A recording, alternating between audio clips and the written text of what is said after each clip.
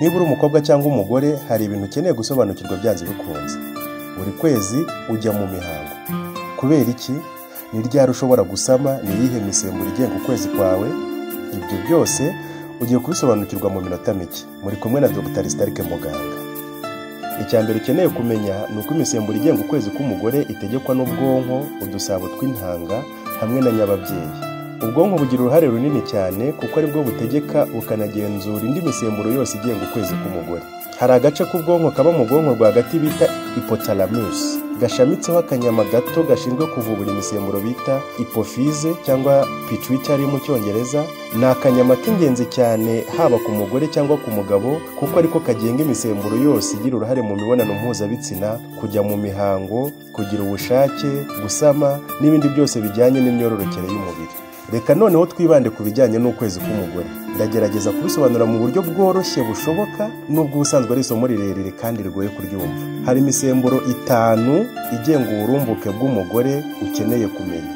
Hari umusemburo umwe uturuka mu gace ko hagati mu bwonko bita hypothalamus. Uwo musemburo bawita gonadotrophin releasing hormone cyangwa se GnRH. Uyu ni umusemburo ushinzwe gukangura indi misemburo. Muri iki kiganiro turawita gukangura.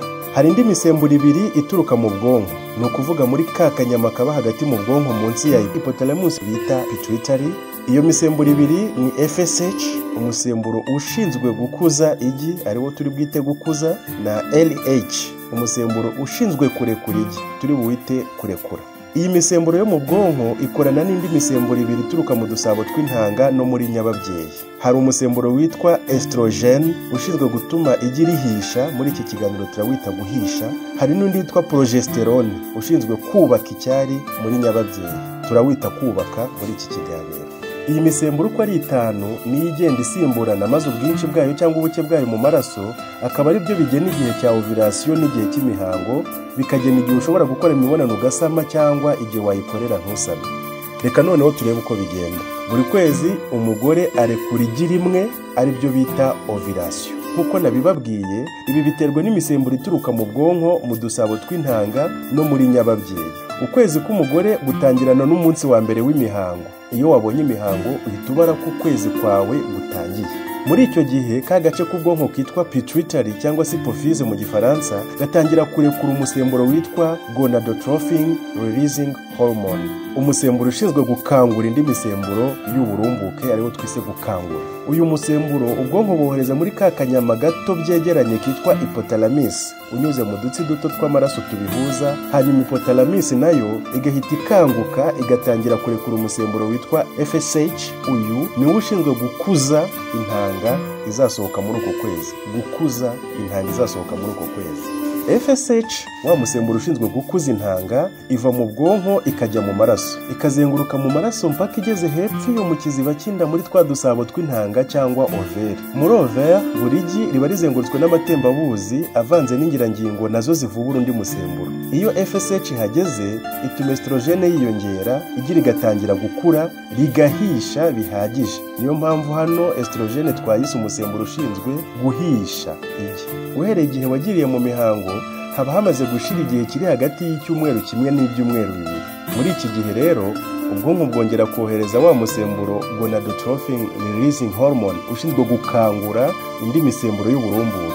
Ariko noneho uyu musemburo ari mwinshi kurushaho ku buryo noneho utegeka ka kanyama kurekura umusemburo utuma habaho ovulation. Uyu musemburo witwa LH cyangwa se luteinizing hormone, ukaba ushinzwe kurekura igi cyangwa se ovulation.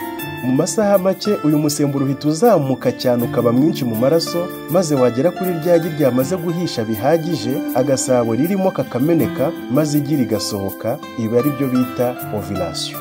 Ovulation ni cya gihe igi riba rimaze gusohoka ritegereje intangangabo, ku buryo uramutse ukoze imibonano wahita usama. Haba hashize iminsi runaka uvuye mu mihango, ariko nanone uba utarasubira mu mihango y'ubutaha. Urebye ni hagati mu kwezi, ariko igihe cya ovulation kiratandukana bitewe n'umubiri w'umuntu. ushobora kugira ovulation ukiva mu mihango cyangwa ikaza nyuma yaho gato nko ku munsi wa 10, wa 12 kugeza ku munsi wa 16, biterwa n'ukwezi kwawe uko kureshya. Muri iki gihe abenshi bagira ubushake bwo gukora imibonano, ukagira ururenda mu gitsina rwinshi rubonerana nk'amazi kandi ururenduka bikabije, kandi rimwe na rimwe amabere agatangira kukurya n'ibindi bimenyetso bitandukanye bya ovulation. Ibi byose biterwa na wa musemburo LH ushinzwe kurekura igi uba wazamutse. Iyo ryagira rimaze gusohoka, noneho haba habura iminsi 14 ngo usubire mu mihango. Igira rinyura mu miyoborantanga rigenda gake gake, ari nako ritegereje kuba ryahura n'intangangabo, ku buryo kuva muri ovaire rigera muri uterus rinyuze mu miyoborantanga rishobora kuhagenda hafi icyumweru cyose cyangwa kirenga. Iyo ukoze imibonano mu minsi yegeranye n'igihe cyawe cya ovulation, uba ushobora gusama. Aho ryagira ryavuye rero mu dusabo tw'intanga cyangwa se muri ovaire, hasigara ikimeze nk'igisebe gihita gitangira gukora inkovu y'umuhondo, ariyo bita corpus luteum cyangwa se corps jaune mu gifaransa. Iyi nkovu y'umuhondo nayo ivubura umusemburo witwa progesterone. Uyu wo ukaba ushinzwe kubaka icyari muri nyababyeyi, kigizwe n'udutsi tw'amaraso dusobekeranye dushobora kugaburira umwana mu gihe waba usamye. Ni ukuvuga ko nyuma ya ovulation, muri bya byumweru 2 mbere y'uko usubira mu mihango, umusemburo uba wiganje mu maraso ni progesterone, kandi muri nyababyeyi haba hubatse icyari hiteguye kwakira umwana. Uramutse ukoze imibonano ugasama, ya nkovu y'umuhondo bita corpus luteum ihita ihaguma ikamara amezi 9 yose, igakomeza kuvubura uyu musemburo wa progesterone uzakomeza kubungabunga icyari cy'umwana kugeza igihe uzabyarira. Naho iyo utasamye, ni ukuvuga igi rigeze muri nyababyeyi, nyababyeyi ikamenya ko ritigeze rihura n'intangangabo, birumvikana ko ryagira rigera n'igihe rigapfa. Ubwo cya cyari kigizwe n'udutsi tw'amaraso twiteguye kwakira umwana gihita gisenyuka, ya maraso n'ibigize icyari byose bigasenyuka, bigasohoka gahoro gahoro mu gihe cy'iminsi hagati y'3 n'iminsi 5. Ibyo nibyo twita imihango. Kugira ngo ubone imihango, nuko ya misemburo yose igenga uburumbuke iba yagabanutse mu mubiri, yaba estrogene ndetse na progesterone. Iyo ubonye imihango ku munsi wa mbere w'imihango, uhita utangira kubara kutangiye ukundi kwezi. Uwo ni wo uba umunsi wa mbere w'ukwezi gukurikiyeho. Mu gihe cy'imihango ntushobora gusama, keretse gusa uramutse ufite ukwezi kugufi cyane ku buryo ovulation iba ukiri mu mihango, cyangwa se wenda ugira imihango ukaba uyimaramo igihe kirekire cyane ku buryo bishobora kugera mu gihe cya ovulation ukiyirimo, ariko ntibikunze kubaho. Nanone kandi ntushobora gusama mbere gato y'uko usubira mu mihango itaha, keretse ubaye waribeshye kubara amatariki. Igihe ushobora gusama ni igihe uri muri ovulation, kandi ovulation iba hagati mu kwezi, uba waravuye mu mihango yashize ariko nanone utarasubira mu mihango itaha. Iyo usubiye mu mihango rero, uba utangiye ukundi kwezi, ya cycle irakomeza nk'uko nabisobanuye. Reka mbigusubiremo mu ncamake.